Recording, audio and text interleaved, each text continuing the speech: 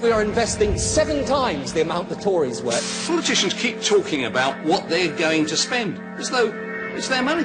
Britain will be investing twice as much in our school children, 3 times as much in the NHS. Help with heating bills, insulation, social tariffs. 1 million pensioners' homes insulated. They haven't got any of their own money. Doubling of the science budget. Paid holidays for all workers. The government doesn't have any money of its own. Spending money. More. Spending free museum entry. They've got our money. It's not their money. Today in Britain, the government spends more than all private individuals and companies put together. They spent like there was no tomorrow. 350,000, a million. 1 million. 34 million. You spend like that, eventually there won't be. The last government tested to destruction the idea that more spending was the answer. Today in Britain, the public sector is bigger than the private sector. Thank you.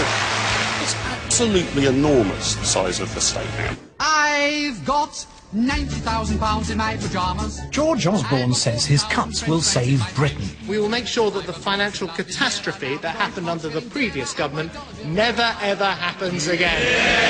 Nothing quite as wonderful as money. But in the next 5 years, annual government spending will climb from £697 billion to £757 billion. There are areas where more public money could usefully be spent. What the government describe as a cut are not what you and I would normally think of as a cut. More money, increases in spending is not going to be enough. During all that time, we will be adding to the total indebtedness of the country. The cuts are too little, too late. We now have a national debt of £4.8 trillion.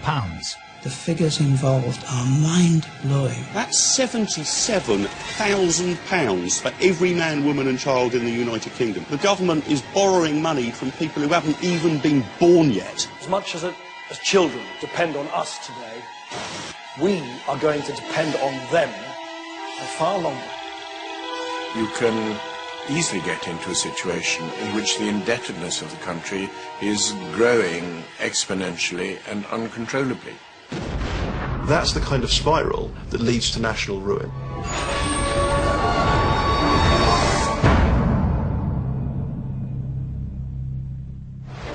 How did Britain end up on the verge of bankruptcy? How did we accumulate such gigantic debts? And how will we ever pay them back? Nobody's realised the scale of it, the arithmetic of it. My name is Martin Durkina. I'm going to show you how Britain got into this mess, and I'm going to tell you what I believe is the only way out. This story is about the growth of Britain's public sector. Are you a consultation and communities engagement manager? It's about the myth that state spending can stimulate real economic growth. The government's always talking about putting more money into the economy, stimulating the economy with more money. But where does that money come from? The answer is that it comes from the rest of us. It's about the devastating effects of big government spending on the real economy. You have to remember that when the government creates a job by taxing more, it's destroying jobs elsewhere by the act of taxation. This film exposes the absurd idea that state monopolies are the best way to deliver good services. The state knows that monopolies are a bad idea. At exactly the same time, it insists on monopolies in education and health. And it shows that far from combating poverty, state spending on a vast scale actually creates the most dreadful poverty. If you're working on a fairly lowish wage, let's say £8,000, £9,000, £10,000 a year, you are still being clobbered for taxation. The Robin Hood state is simply a myth that's used to justify punitive levels of taxation. And I go to Hong Kong to look at an alternative path for Britain, to see how shrinking the state has transformed the fortunes of Asia. The lesson for nowadays government to learn is to learn the humility in front of the people. To learn that it's the people who create wealth, given the freedom.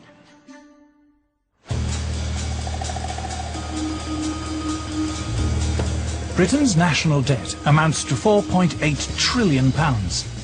Is that a lot of money? It is gigantic. I think the law of large numbers means it's almost too big for people to even imagine.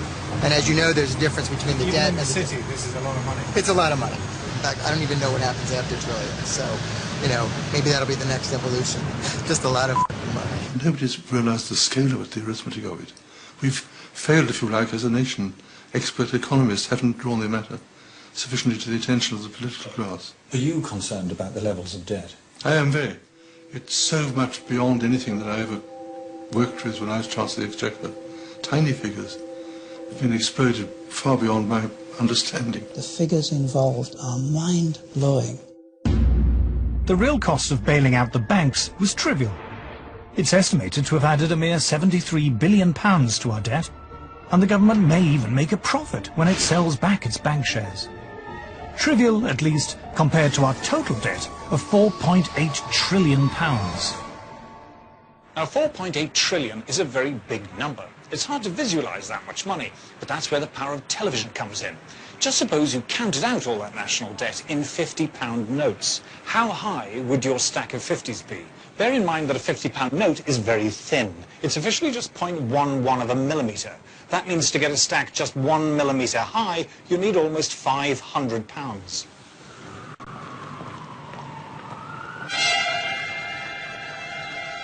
According to the government, our national debt is around £1 trillion. But that figure does not include other hidden debts, like the government's gigantic pension liabilities. The government is relying on future generations to pick up the tab for the public sector and state pensions of people working today.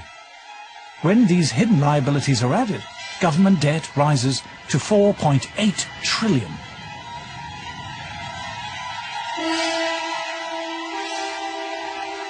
The British government has been spending money it didn't have, year after year, on a truly spectacular scale. Counted out in £50 notes, our national debt would form a stack no less than 6,500 miles high. Or to put it another way, if we sold all the houses and flats in the whole of the UK, we would still be the best part of £1 trillion short of paying back our debt. We decided to ask a random group of MPs about the enormous size of the debt. Here are some of their responses. When it comes to national debt, can you tell me what the rough figure is, sort of very, very roughly? Well, I'm afraid I don't have that information. Can you tell us what the official national debt is? I don't have a figure for the official national debt. Can you tell me very roughly, what the current national debt is? Is it 10 billion, 50 billion, 100 billion, very roughly? No, I couldn't, but it changes virtually every week. Billions or trillions? We're talking trillions, but I mean trillions and billions really isn't what you need to explain to the public. At the moment, for last year, it's about £156 billion. It's 155 billion. Something like £170 billion. Don't you think it's important that MPs do know what the debt is? Well, I go in and I take the debates very seriously. I listen to everything that's said. Please explain what the difference is between budget deficit and national debt. Well, I will leave that to economists to explain. A common mistake among our MPs was to confuse the budget deficit, that's how much extra debt we're taking on each year, with the national debt. That's a very big mistake indeed.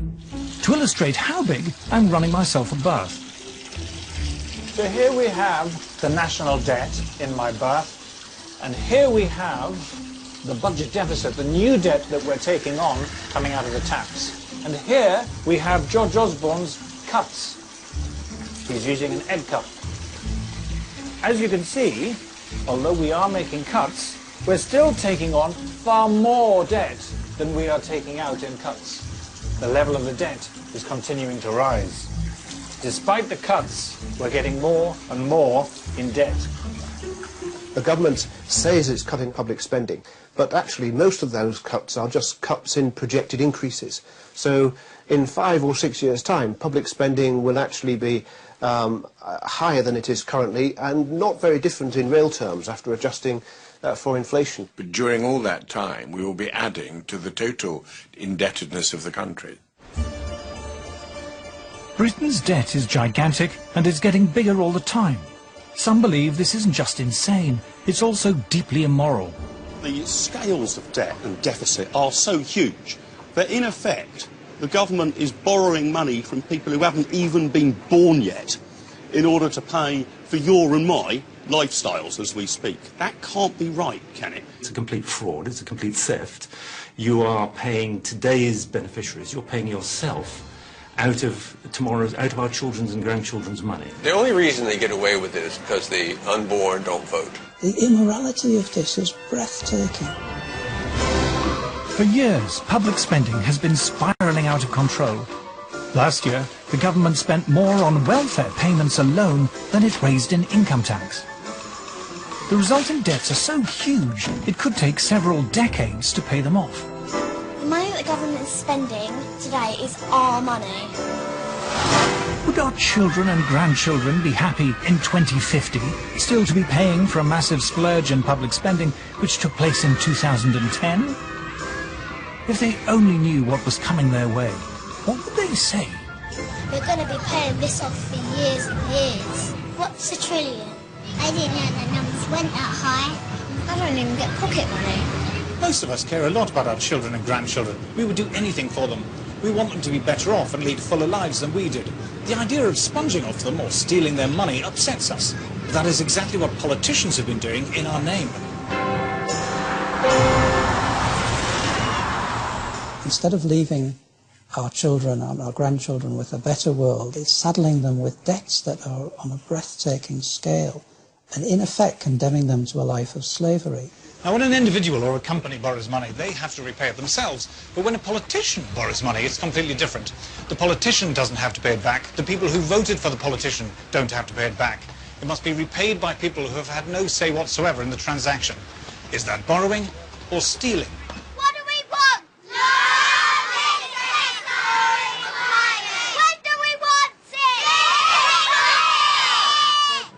Why do we have to pay? All those people whining about cuts have to ask themselves, is it right to expect our children and grandchildren still to be paying for our profligacy in 20 or 30 years' time? I mean, how much of their money do we think it's okay to spend? But as recent events in Europe have shown, the staggering size of our debt isn't just morally wrong, it's also dangerous and could quite easily tip Britain into chaos.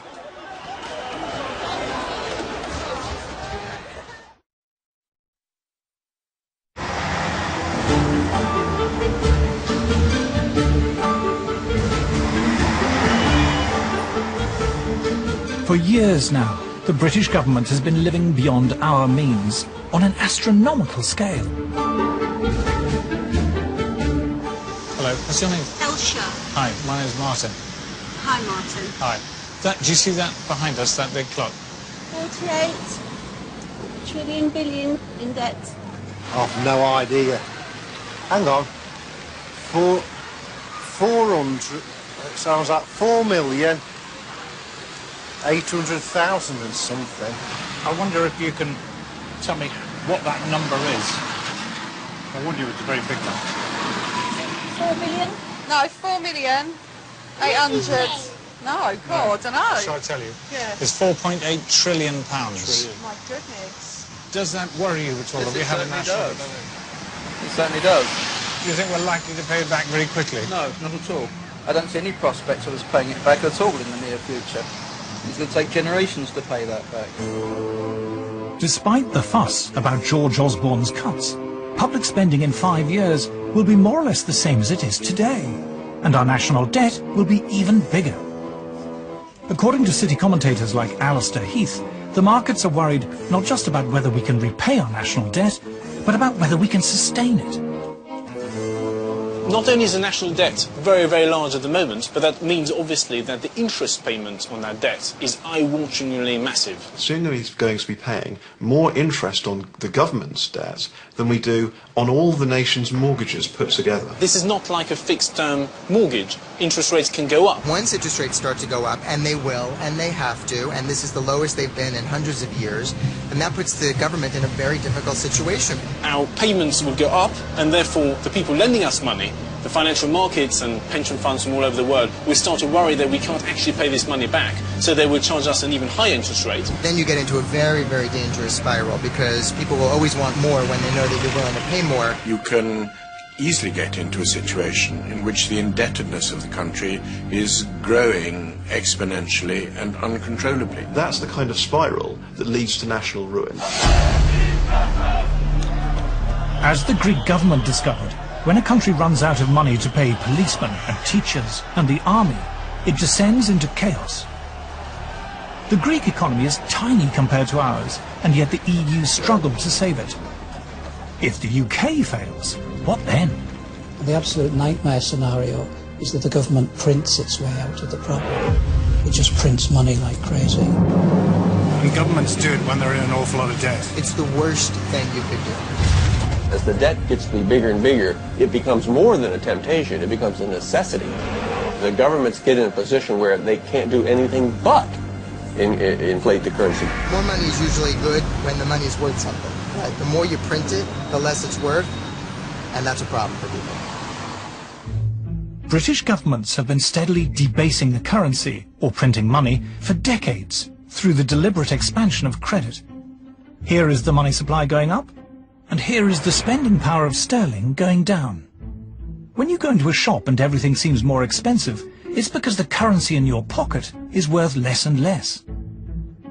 It was this easy credit policy that led to the recent financial crisis, because it rewards borrowing and punishes saving.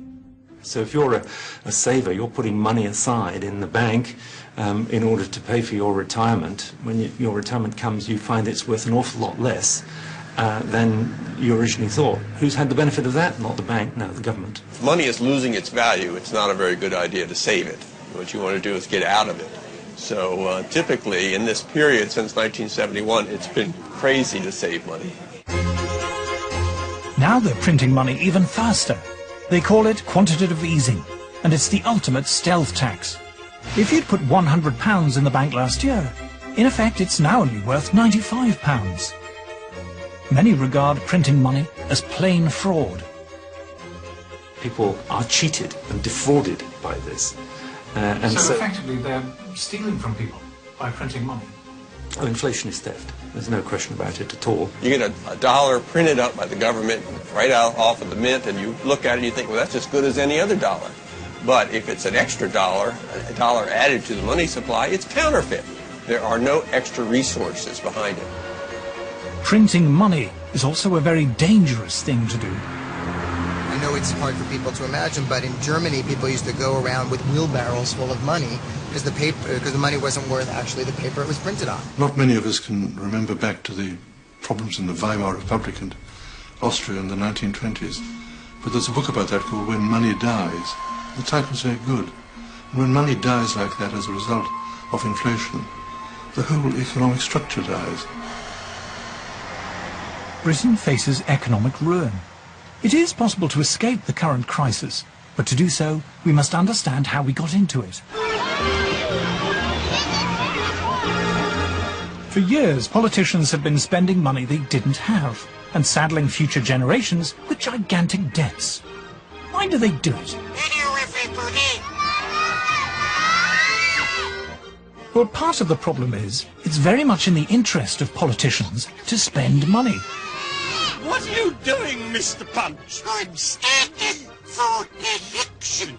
Vote for me. Vote for me. Why should we vote for you? We think you're rubbish.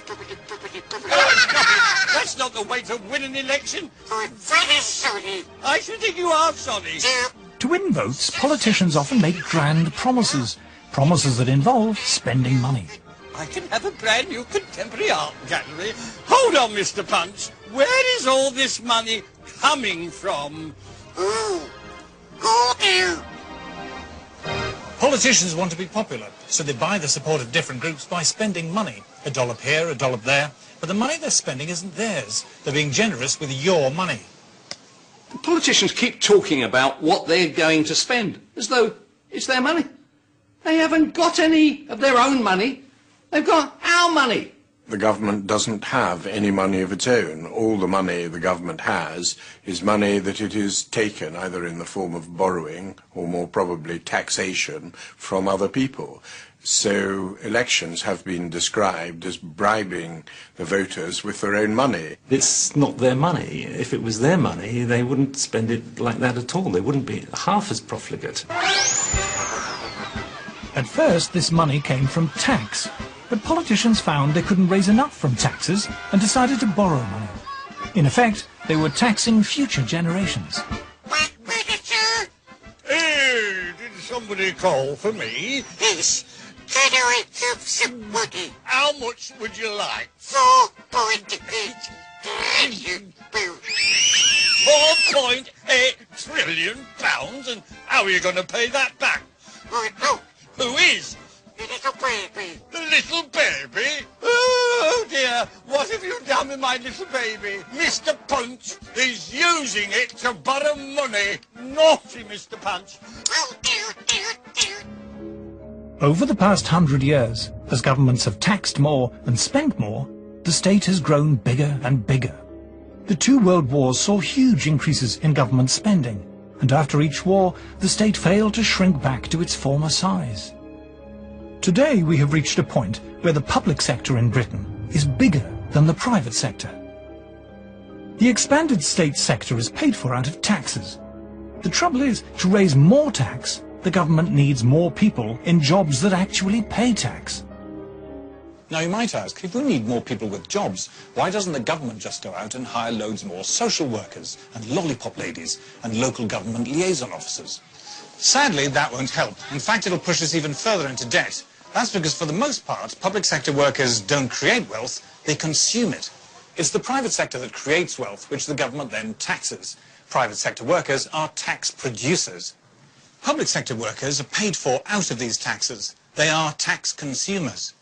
Having too many tax consumers and not enough tax producers is precisely what has caused Britain to decline and caused this horrendous debt crisis. Not enough coming in, too much going out. The public sector job has to be paid for by the public and out of tax revenue or borrowing money. And it isn't the same way as creating a genuine wealth-creating job. Lollipop ladies are good, but actually they don't create any wealth. Social workers are good, they don't create any wealth. Firemen are good, but they don't create any wealth. At the end of it all, we actually need to manufacture something. Taking money out of the private sector where wealth is created in order to divert it to the public sector where wealth is consumed is a very, very bad idea. So to pay for more public sector workers, tax must be imposed on wealth-creating private sector workers. The trouble is, this raises the cost of labour. As any well-to-do middle-class type will tell you, when they hire a nanny or a cleaner, they'd much rather not pay their tax. Why? Because it makes them more expensive to hire. From an employer's perspective, income tax is, in effect, a tax on labour. And just as a tax on cigarettes makes cigarettes more expensive, and a tax on alcohol makes alcohol more expensive, so a tax on labour does exactly the same. Taxes discourage demand for whatever is being taxed. So if you've got very large taxes on labour, on wages, national insurance and so on, that would discourage the demand for labour. And that's a key reason why jobs are not being created in large enough numbers in the UK in the private sector. You have to remember that when the government creates a job by taxing more, it's destroying jobs elsewhere by the act of taxation. If there's another country, perhaps on the other side of the world, where they don't have such high taxes, that gives companies in that country a substantial advantage. They can actually turn around products more cheaply, more businesses become profitable, and the British businesses, which have these crushing burdens upon them, actually just become unsustainable, see their profits drop, or even go out of business altogether. For every job that you create in the public sector, you destroy at least one job in the private sector. The expanding state has changed the shape of Britain.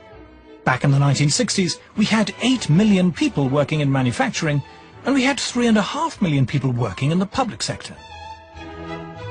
Today, the number of people working directly for government has risen to about 5.5 million.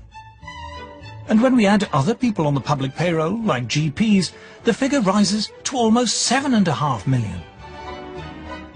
The number of people working in manufacturing, meanwhile, has shrunk to less than 3 million. We are sometimes told that the loss of manufacturing jobs has been compensated by more service sector jobs. People like hairdressers, window cleaners and estate agents. But there is a problem with service sector jobs.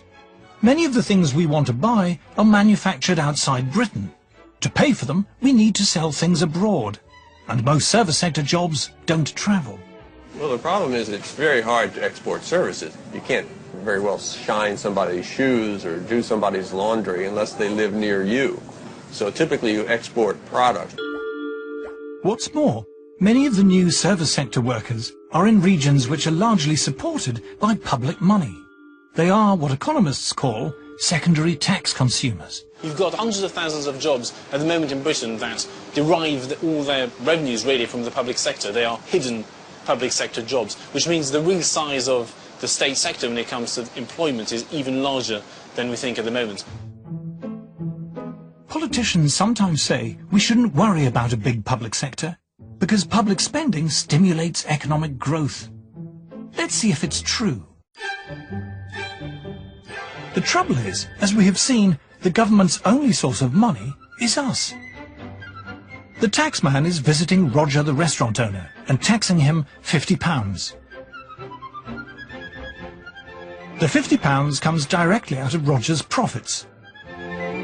Roger's £50 is then given in wages to a government employee. As it happens, this public servant feels like treating himself to a lavish French meal and graciously decides to patronise Roger's establishment. The bill comes to £50, which, given the cost of fish and foie gras these days, our public servant considers very reasonable. The government has returned every penny of Roger's tax to him in new business. But how stimulating does he find this? Roger's business is not more profitable, but less. In the end, he'll have no more money in the till than when he started, but now he's had to pay for extra food and wine and the chef's time. Government spending has left him not richer, but poorer. The government's always talking about putting more money into the economy, stimulating the economy with more money. But where does that money come from? The answer is that it comes from the rest of us. All of the government's money has to come from the private sector. That's what generates wealth. That's the only thing that there is to tax. There isn't any sort of magic pot of gold in the back garden at number 10 Downing Street. I decided to run this past some of Britain's most powerful and enthusiastic supporters of state spending, starting with the head of the TUC, Brendan Barber. But you're taking money out of the productive economy, and then you say you spend a little money of that money back in the productive economy. How is that stimulating? Well, if we'd not seen the extra spending from government in the face of recession, I think the recession would have been very much worse, and we'd have seen unemployment go higher. But the extra spending comes from the productive economy, doesn't it? Well, of course. The construction industry in this country would be on its knees if it wasn't for public sector works at the moment, because there's precious little private sector investment. But aren't they just secondary tax consumers? I mean, I think the point that people find confusing is that governments talk as if they've got an independent source of money, when in fact it's our money. What you're saying is you can better spend our money than we can. The only source of money that the public sector has is basically through taxes, one way or another. The government doesn't have its own money, does it? No, of course. I mean, the government is responsible for managing the public finances, and those public finances come from tax revenues. Let's take another example. The government decides to build a shiny new office building and another 90,000 road humps. To do this, they employ private firms. The trouble is, the money to pay for it, and more, comes from tax levied on other sections of the productive economy.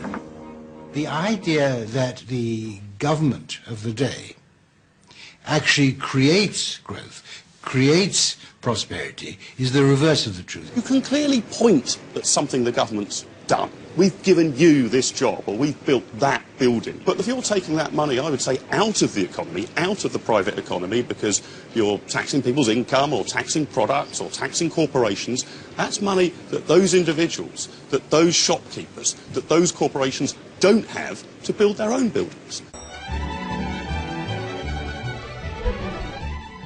Trying to stimulate the productive economy with public spending, paid for with money taken out of the productive economy, is like treating a patient by extracting blood out of one arm, spilling a great deal of it, and then injecting what's left into the other arm. The idea that public spending will stimulate growth is the biggest myth of the 20th century, and it's the cause of Britain's economic decline.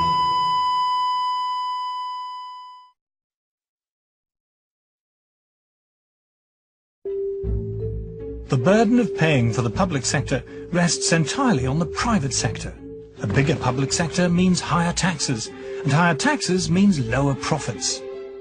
We've reached the point now where Britain's supersized state is actually bigger than the private sector that supports it.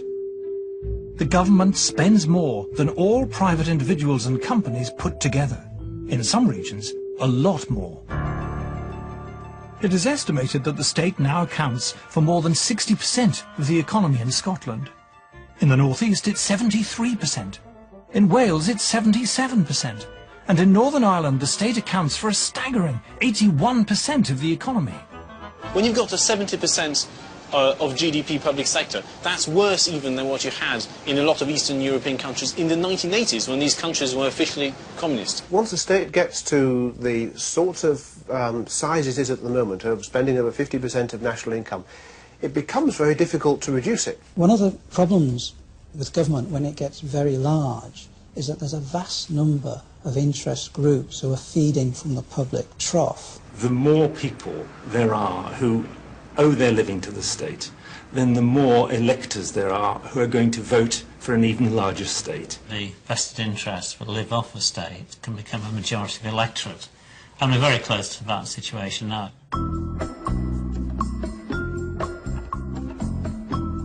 So what's it like in those old manufacturing regions of Britain that now survive on vast quantities of public money? I've decided to go home to the northeast, where I grew up. Anyone who believes that huge amounts of public spending will stimulate economic growth should come here. The northeast burst into life with the Industrial Revolution. It started with coal, but to bring up the coal and send it on its way required other stuff. Iron and timber, docks and cranes, rope making and shipbuilding, and newfangled railways. I'm playing guide to author and expert in economic geography, Dr. Richard Wellings. What do you think of all this? Well, it's a shame that these sort of great old commercial buildings have now been sort of put to pretty low-grade uses. The little businesses that are in there, you can't imagine them actually being able to build the buildings that they're occupying. No, that's right. It's from a tremendous boom time for Newcastle. I mean, just the number of fantastic buildings that were going up within 10, 20 years. That's right. That one you think is probably late 18th century, but most of the others, you're talking kind of middle part of the 19th century for the most part. Yes, in those days, of course, the state was tiny, less than 10% of the economy. So tiny little states. That's right. And so they didn't have lots of kind of regional development officers with their glossy brochures saying, come to Newcastle. No, it was all done by the private sector. Entrepreneurs did this. It's sort of a very vibrant, bustling sort of place, full of ideas, full of innovation. And of course, now it's just a sort of shade of its former glory. So what about the mighty northern industry that paid for these wonderful buildings? Well, it can still be seen today, in a museum.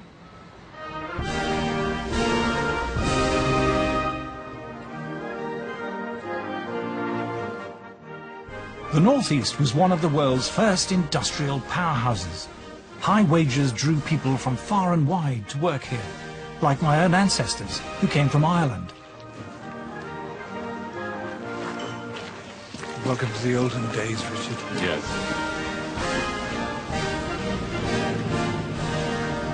This was the tiger economy of the age, wasn't it? The first tiger economy. We were the first tiger economy. And I mean, I would say that if we'd had sort of today's levels of high taxes and regulation, it would never have happened. The difference in standard of living for ordinary people from the beginning of the 19th century to the end of the 19th century, fantastic change. Yeah, standards of living over the 19th century have improved immensely. Which is why we see that huge explosion of population. Yes. People are just living. That's right. Instead of dying and living longer. Yes, you had more or less universal literacy by 1900 as well, whereas in 1800 it was... Yeah. Probably most people were illiterate. So. With mass production came mass consumption. What were once luxuries enjoyed by the few became affordable and common. You have factory production of clothes. Ordinary people can look rather smart for the first time in history. Well, yes, I mean, an ordinary person in 1900 would probably, dress in finer clothing than some sort of the aristocrats 200 or 300 years before then. And it wasn't, that long after the 19th century that electricity started to become commonplace, and the huge advances in plumbing and so on. And it just transformed people's living environments. In the 18th and 19th centuries, Britain was the workshop of the world. We were the first industrial nation. But in the 20th century, Britain became a pioneer of a different kind. We decided to nationalise huge chunks of the economy. Now we led the world in high taxation and big government spending, and places like the North East paid the price. So when did things start to go wrong? Well, I think it was quite a long process, but I would date sort of the main decline from maybe the First World War and the following decades. That's when we had the huge growth in government. The First World War cost them an awful lot of money, obviously. They borrowed Yes. vast amounts for that. That's right. They're taxing heavily to pay for the war and to pay for the interest on what they're borrowing for the war. So could you just explain to me how big government spending affects profits, how it affects commercial enterprise? Well, it makes an entrepreneurship a lot less worthwhile if you don't actually get to keep the profits that you've made. So there's that impact on incentives to start with. So there's no incentive to invest, and also there's less ability to invest because you haven't got the profits to invest. Exactly, that's right. As the burden of supporting the expanded state made industry here less and less competitive, rather than responding by cutting taxes, the government raised taxes further still, to fund ever higher levels of government spending. In the space of a few decades, the North was transformed from one of the world's most dynamic industrial regions, a tiger economy, into an industrial has-been. On the Tyne, which was once alive with activity, there is now barely any sign of economic life.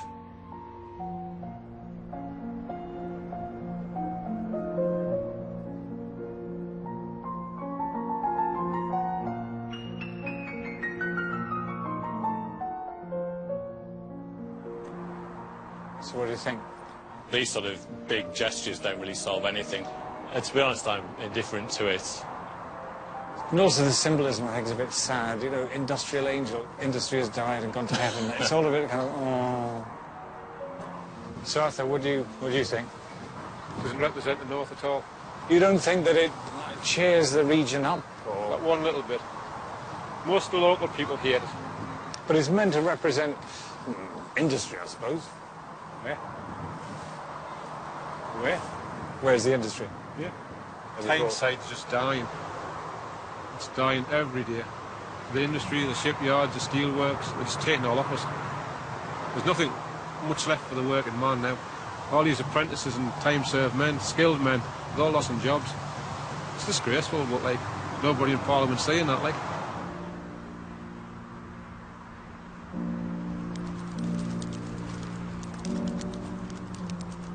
Regions where the government is omnipresent, where the government dominates society and the economy and does everything, takes all the decisions, spends all the money, employs everybody.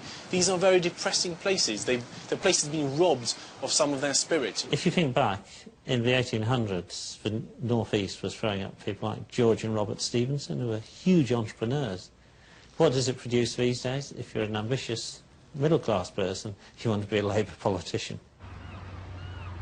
So they say the sad thing is if they pull a plug on public spending, that all these public sector jobs will go and all these other jobs that rely on that public sector money, they will go. What do you say to that?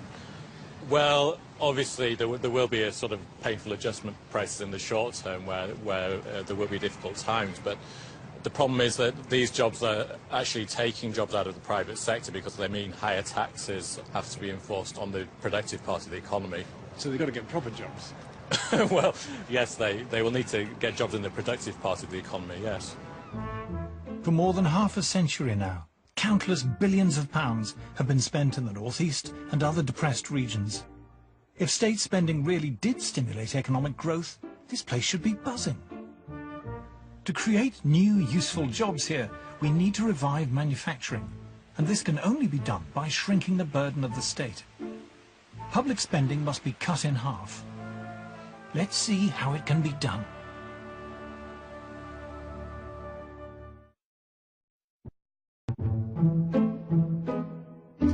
In Britain today, the public sector is bigger than the private sector.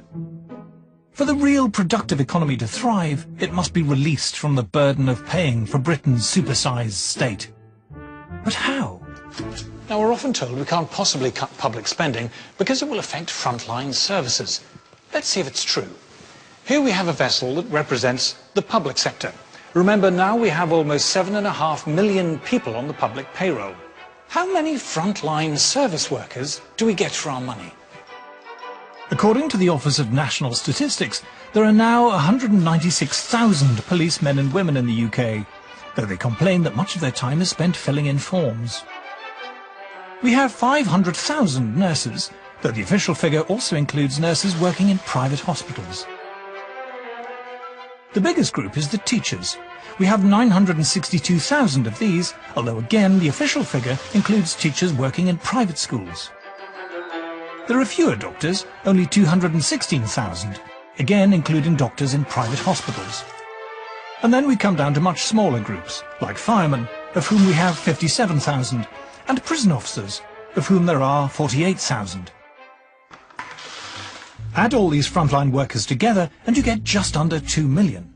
Though remember, this figure has been inflated by including many teachers, nurses and doctors who work in the private sector. Now, I'm sure there are many worthwhile jobs we haven't included. But 5.5 million? That's almost twice the number of people who work in manufacturing. What do they all do? The trouble is, it's not always clear from public sector job titles what the jobs involve. We decided to look up some real public sector jobs and then ask a panel of celebrities to guess what they were.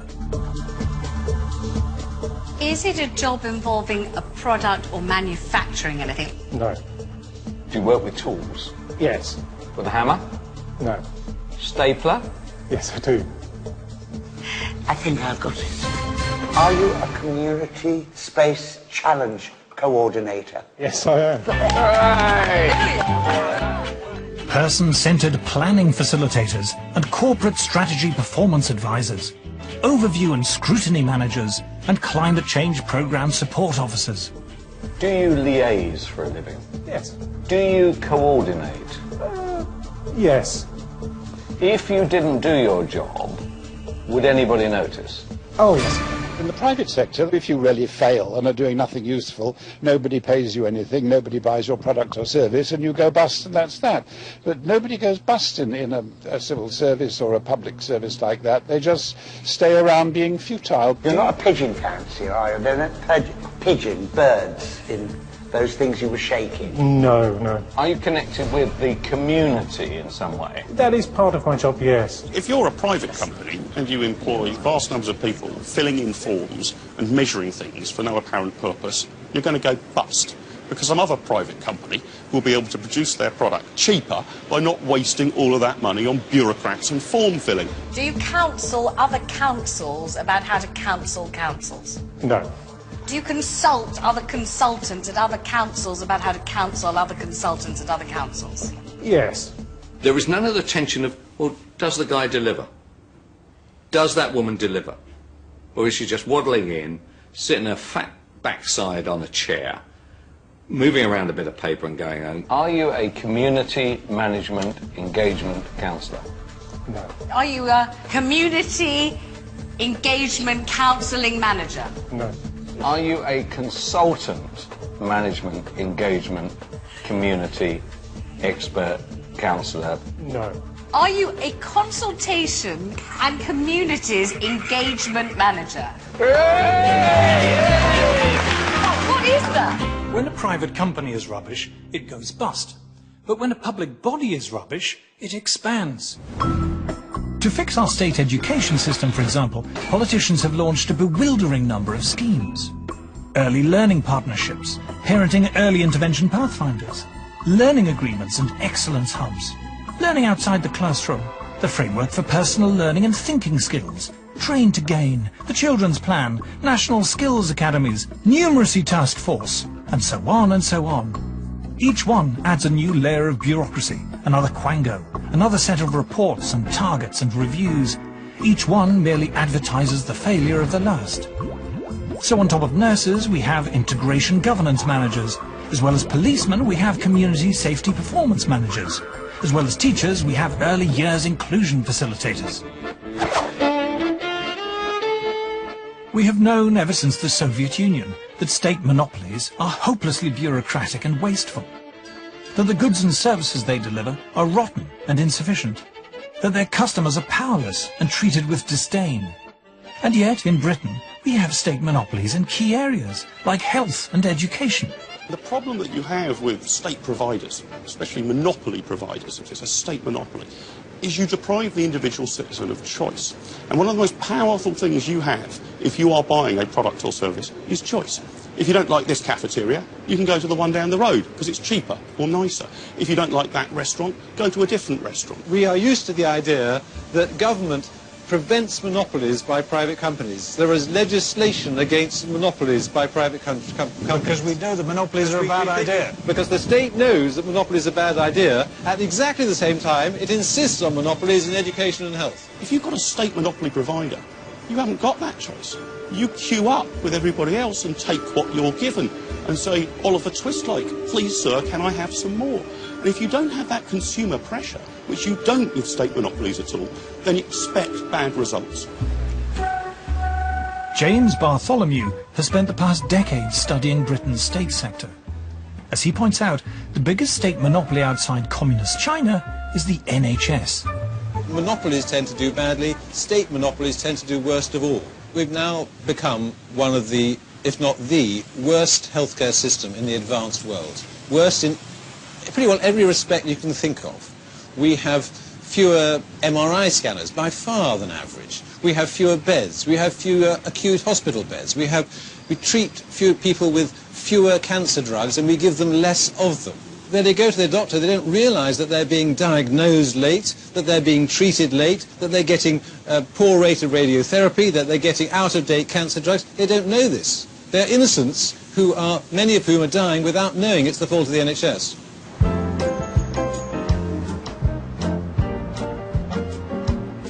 I've come to a health tourism show in Olympia. In these days of cheap travel, it's easy to hop on a plane and head abroad for your cancer treatment, say, to a country with much higher cancer survival rates, in hospitals that look more like five-star hotels, and all for little more than the cost of a holiday. See you again. Bye.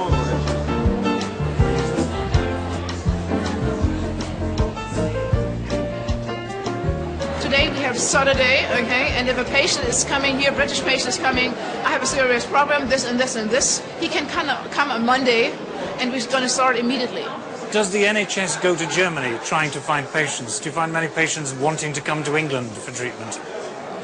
I think Germans would not go to England for treatment, no. The NHS is the most monopolised state provision in the advanced world, and it is the worst system in the advanced world, the least successful system in terms of treating people well, and indeed treating the poor. So it is the most state-controlled and the worst. There is a connection between these two things. People say we need a state health system in order to provide healthcare for the poor. Is that true? In Germany we have a health insured system. So all Germans must have health insurance? There's a law that everybody who lives in Germany, not necessarily Germans, but everybody who lives in Germany needs to have health insurance. What happens if they're poor and they can't afford it? The state is paying the health insurance. Even if you're poor, unfortunately you get sick, yeah, and then you get the medical treatment, of course, yes. We don't need to have a nationalised monopoly to treat the poor. They're treated in France, they're treated in Germany, in Italy, all around the world. Advanced countries look after the poor. You don't have to be a state monopoly. You can have an insurance system. That's become the norm in Europe.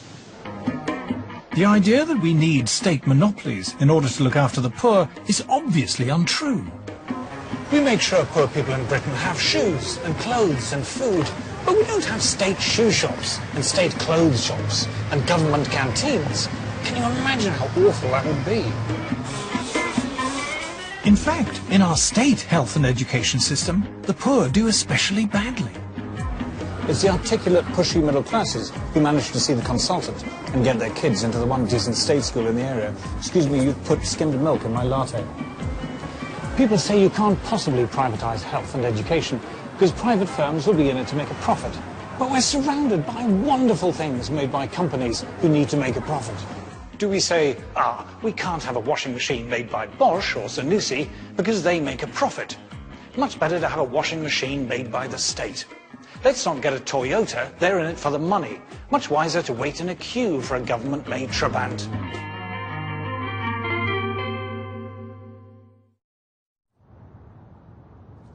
Suppose I threw a £50 note out of the window every second of every minute of every day.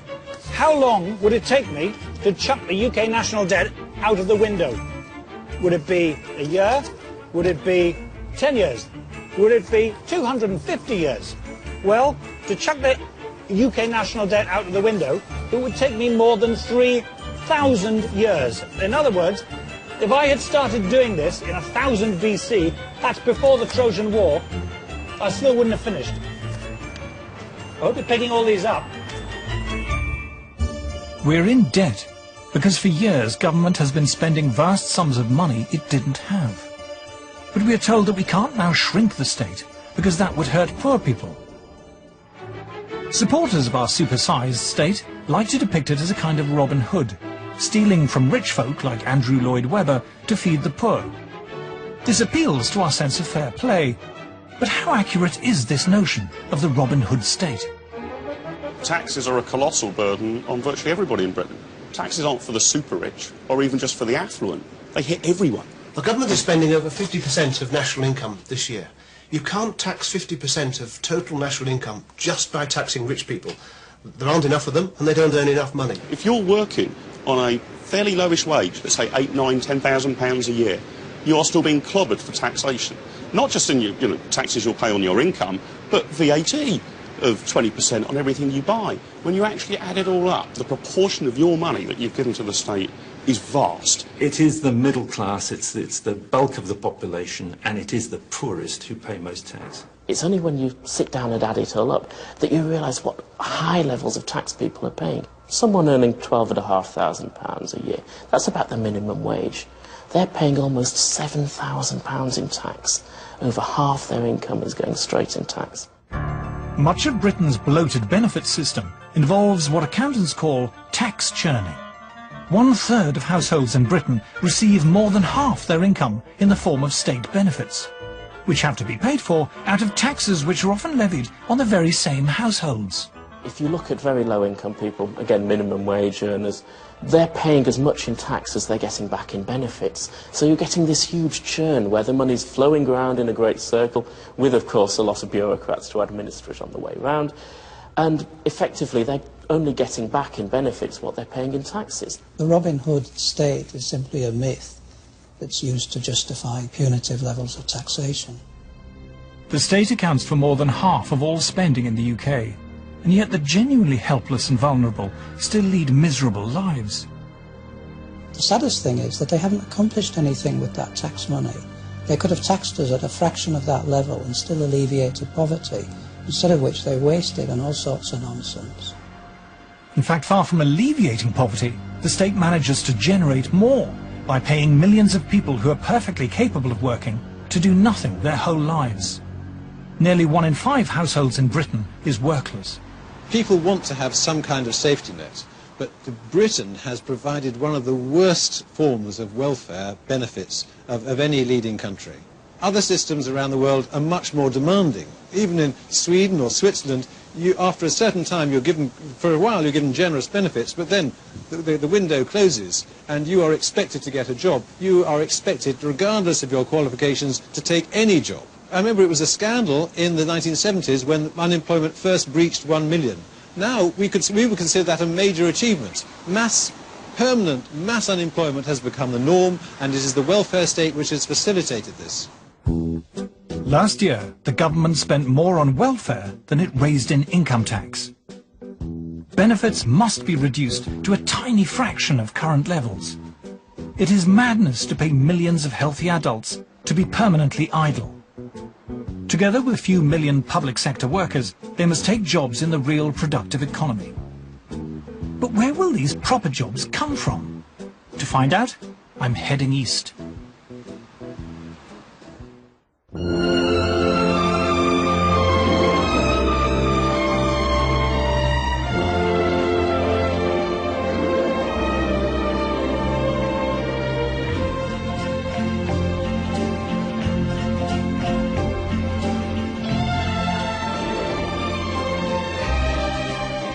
At the edge of the Pearl River Delta, rising out of the South China Sea, the small hilly island of Hong Kong.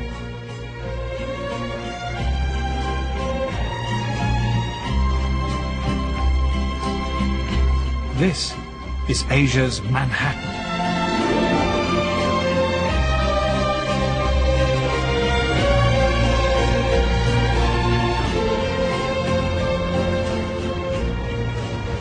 Back in the 1950s, Hong Kong was a funny little hangover from the British Empire. Little more than a shanty fishing port, all junks and rickshaws and pointy hats. Colourful, but desperately poor. Well, it's changed.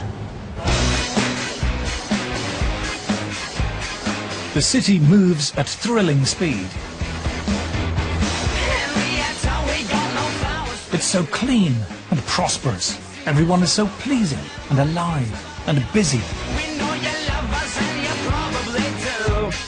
The place reeks with confidence and ambition and dynamism.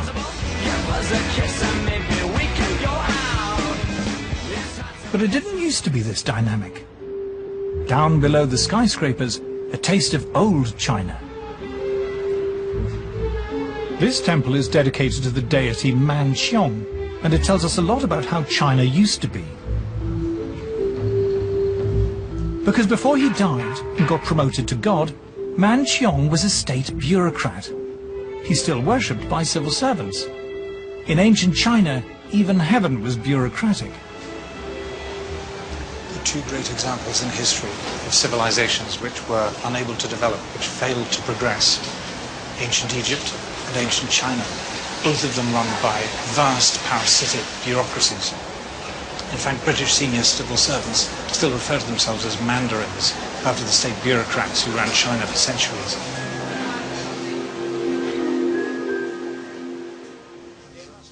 To see how quickly Hong Kong has transformed itself, I've come to see one of its most famous politicians. Andrew Wong was president of the Legislative Council in Hong Kong when it was handed over to China. Hong Kong's a name that the British invented. Before the British came, on Hong Kong Island there were some villages.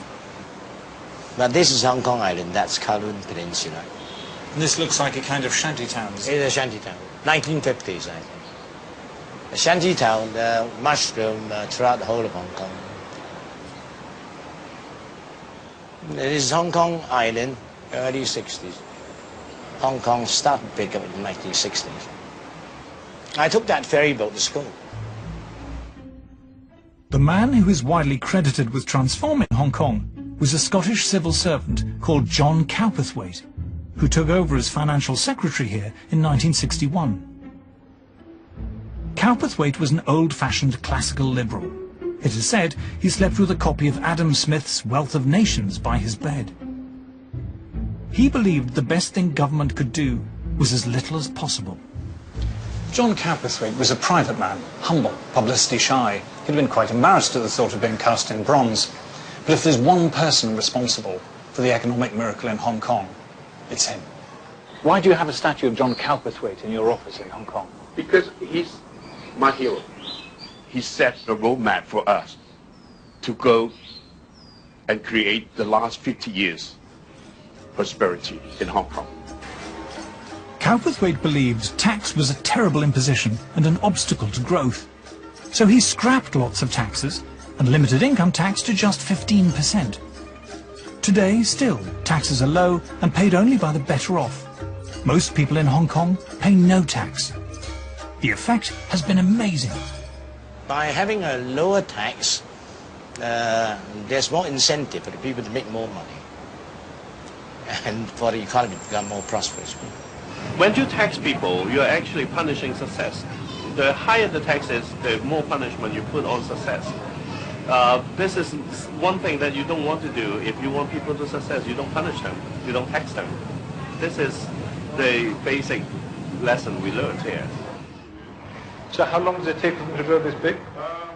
Jimmy Lai escaped from communist China as a boy and came to Hong Kong with $1 in his pocket. He's now the billionaire founder and head of one of China's biggest media companies. It's amazing. You know, you feel all the energy all of a sudden. You know, you feel that, there's nothing to stop you. And that's what John Copperthwaite has given this praise. The inspiration, the hope, and the energy. John Cowperthwaite is one of my favourite civil servants, probably, in fact, my favourite civil servant of all time. Cowperthwaite went out there as a civil servant, and his job was to keep Hong Kong under control, but otherwise not to do anything. And he had the good sense not to do anything. Once the government used to pressure that government should intervene in this and that and that and that and that, then you have a larger and larger public sector and a smaller and a dwindling private sector. And that's the end of the economy. And that's also the end of a civil society too. And I think that's very bad. Britain was going down the road of a massive welfare state, very high levels of taxation, a very large interventionist government. But instead, Hong Kong chose a completely different path. And as a result, Hong Kong flourished. Growth exploded. The economy is growing by very large amounts every single year, year after year after year. And it grew much faster than Britain did and became richer than Britain per capita in, I think, about 1999 or something. It was big. It was a big event. Stars shining bright above. John Cowperthwaite knew that lower tax meant higher profits, that higher profits meant more growth, and that more growth meant more jobs and higher wages. Before Cowperthwaite, Hong Kongers were about a third as rich as the British. Today, GDP per capita here is a third again higher. The odd thing is, back in 1960, say, the average Hong Konger would have probably given their right arm for the chance to live in Sunderland. Nowadays, I suspect they'd regard it as a prison sentence. Birds singing in the sycamore tree. A small state and low taxes did for Hong Kong exactly what they had done for Britain in the 18th and 19th centuries, and news soon spread across the region. The Asian economic miracle had begun.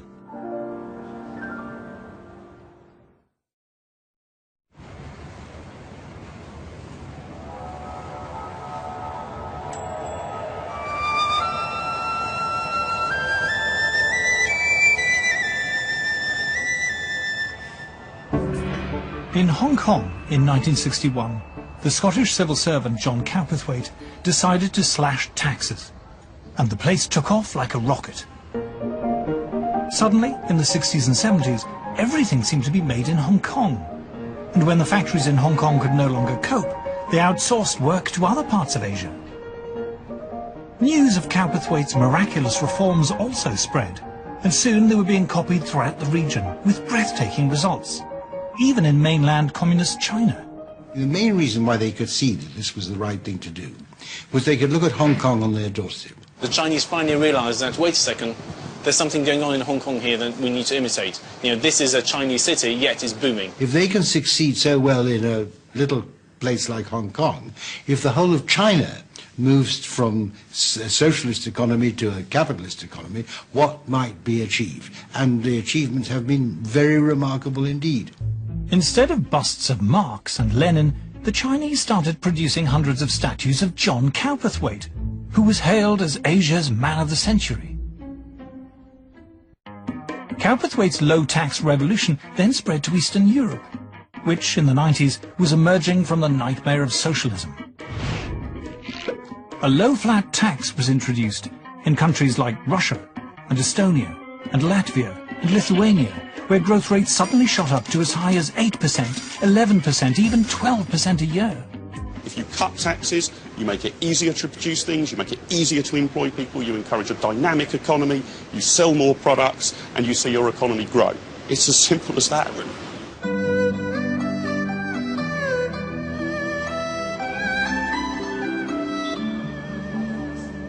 Given that only better-off Hong Kongers pay tax, given there's no VAT, no capital gains tax, no inheritance tax, you might expect there to be terrible services here.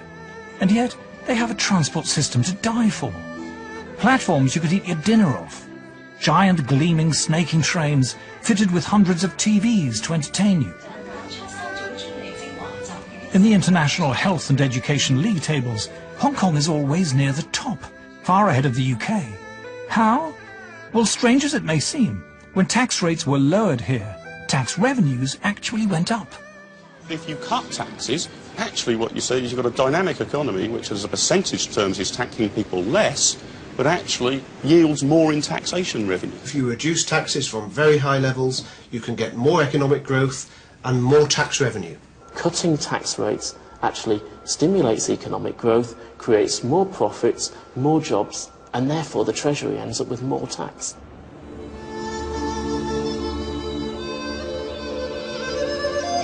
What was once a shanty fishing port is now one of the world's most important commercial centres. This is where the Asian economic miracle began. It's also one of the most exhilarating places on the planet. All these fast-growing emerging markets are very exciting places. If you just walk down the street in Hong Kong, you smell it in the air, you smell this optimism, this belief that people have that they can actually go out and achieve something, that they can build something. People can help themselves. If you give them the chance, if you give them more freedom, if you give the market more freedom to create wealth and job and investment, people will have job and help themselves. The lesson for nowadays government to learn is to learn the humility in front of the people. To learn that it's the people who create wealth, given the freedom. In communist China, the state controls around 28% of the economy. In Britain, the state controls 53% of the economy. It is almost an iron law of economics, supported by 35 years of statistical research, that the bigger the state, the lower the level and the growth rate of national output. The last government tested to destruction the idea that more spending was the answer. The size of the state in Britain is now huge. I mean, more than half of all the wealth created in Britain is expropriated by the state. The reason that the public sector has grown is because in the last couple of years, because of the recession, because of the financial crisis, it has affected the private sector. Now, I believe that any economy, in modern developed economy, will be mixed. You can argue exactly who ought to be doing what. I'm not doctrinaire about that. The public sector spends more than the private sector in Britain, doesn't it? Well, the public sector is an important part of our economy, of course, yes. The public sector is bigger than the private sector now, isn't it? Well, I mean, the two are mutually... The two parts of the economy depend on each other, don't they? Well, I mean, the public sector certainly depends on the private sector. I mean, it's debatable how much the private sector depends on the public sector. Well, government procures goods and services from the private sector. But with the private sector's money, all the wealth comes from the private sector, doesn't it? Well, the wealth comes from all of us. I mean, again, it depends quite what you define as wealth. When are we actually going to realise that a growing state sector doesn't work? 55%? 60%? 65%? How much of the economy have our political classes got to control until we say enough? Well, the era of big government is dead. The government can't expand any further, it can't tax any further, and it has a massive debt to repay. People have to realize they're their own master. The state has to step aside and allow them to take responsibility for themselves, for their family, and for their children. I've got £90,000 in my pyjamas. For all George Osborne's so-called cuts, public spending in 2015 will actually be higher than it was in 2009, and our taxes will have gone up.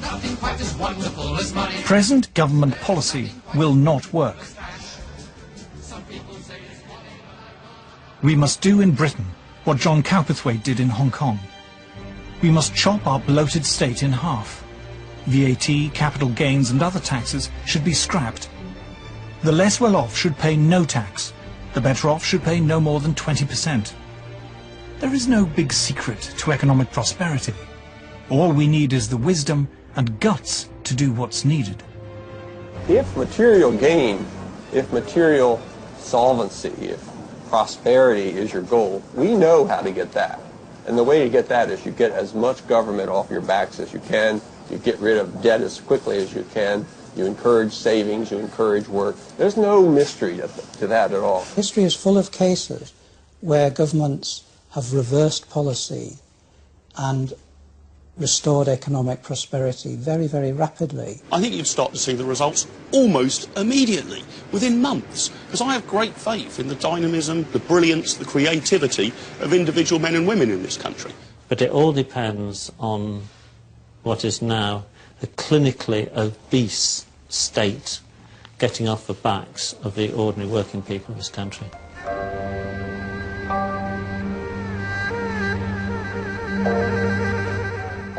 If you want a glimpse of what Britain used to be like in its glory days, don't go to a museum. Take a trip to Hong Kong. You learned the lessons, as it were, from the British of the 18th and 19th centuries. We can learn that lesson again, you think? Obviously, because we learn it from the British people. You have to go back to Adam Smith to start again. Start it all over again. Poor us.